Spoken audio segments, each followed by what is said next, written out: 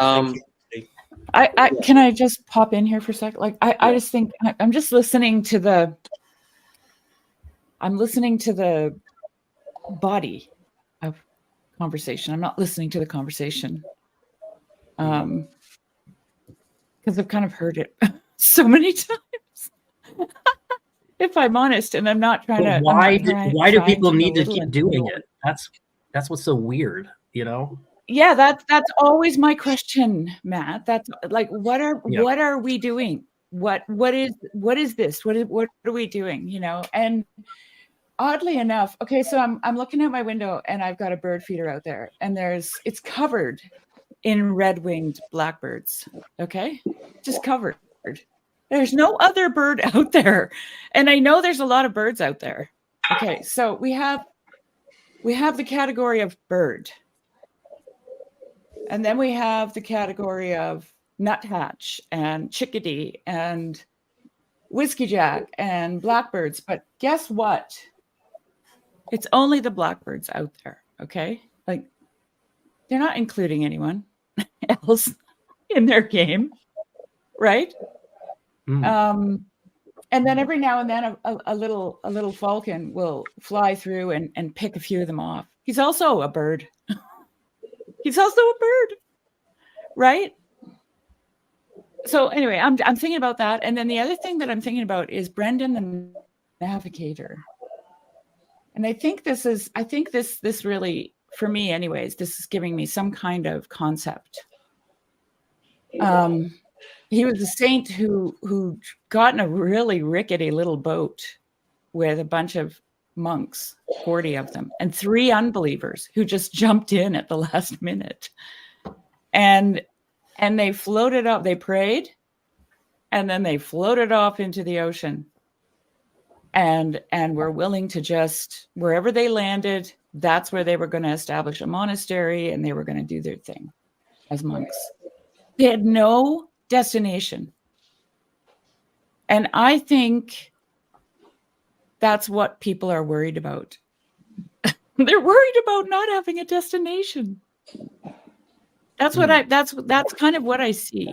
You know, they don't want to jump in a boat that just floats out to sea like that, you know, and you know, you were talking about confessionalism as a way of understanding, maybe because you can't jump into somebody's head. What, you know, you don't know what they believe. So you gotta have a confession so that people can yay or nay it. And then, you know, if you can let them in, which is just like on its face, just not godly. Okay. Like on its face, like just as, you know, a thing, but it doesn't actually tell you what they think still. Right? Like if we had a rule in this little corner that only people who were going to have good faith conversations could come on here, and you had to sign on the dotted line before you got to go on a live stream. And we said, okay, this is it. This is how we guarantee it, right?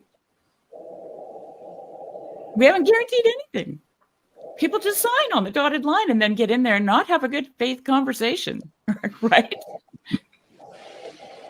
Like it doesn't solve any problems.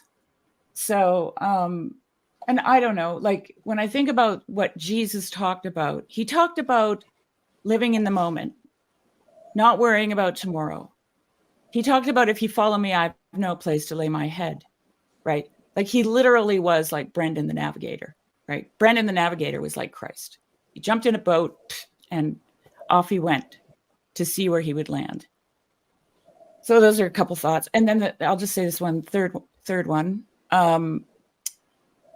I've been experiencing with some people that I know something really fascinating to me. So there are people that I know that are going from the Orthodox Church into the wild. They're leaving and they're going back to, you know, kind of like a desert father experience. Okay. They're leaving the Orthodox Church. And then I know people who have come out of the wild and are going into the Orthodox Church. And so I'm seeing this movement in the Orthodox Church. It's like you just get to know someone, and then all of a sudden you're like, hi, bye, right? And then I'm asking myself, well, does this mean I'll never see them again? I hope not, right? What's happening, God? What's happening? I'm coming in and they're going out. And he just says to me, the wheat and the chaff, the wheat and the tares, Shari. I'm sorting shit out, right? And it doesn't mean that anyone is doing the wrong thing. It's just that stuff has to go at different places at different times. It has to move around, right? It's like when I take eggs to make a cake and I crack them open and separate them, they're like, no, don't separate us, right? We're an egg. Don't separate the eggs from the yolk or the whites from the yolk. That's a terrible thing to do. I'm an egg. But you're like, no, you got a job over here and you got a job over there. And all together, we're going to bake a cake, right? And so those are the thoughts that are going through my mind when I'm listening to this conversation. And then I'll just say one last thing and then I have to go. But Sam, yesterday I read a sermon by George MacDonald that he preached in the Unitarian Church in London in 1879. And it is the best sermon I have ever heard on what you all are talking about. And I actually planned to tag you on the Discord. I planned to read this today, and I'm going to on Grail Country. It's long, so I'm just going to read it on Grail Country on my own time. And I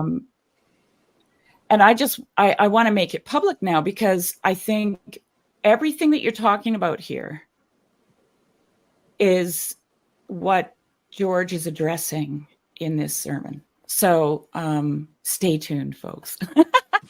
I'm going to read this today. Yeah, and I think George MacDonald should have been a Unitarian. He was very close.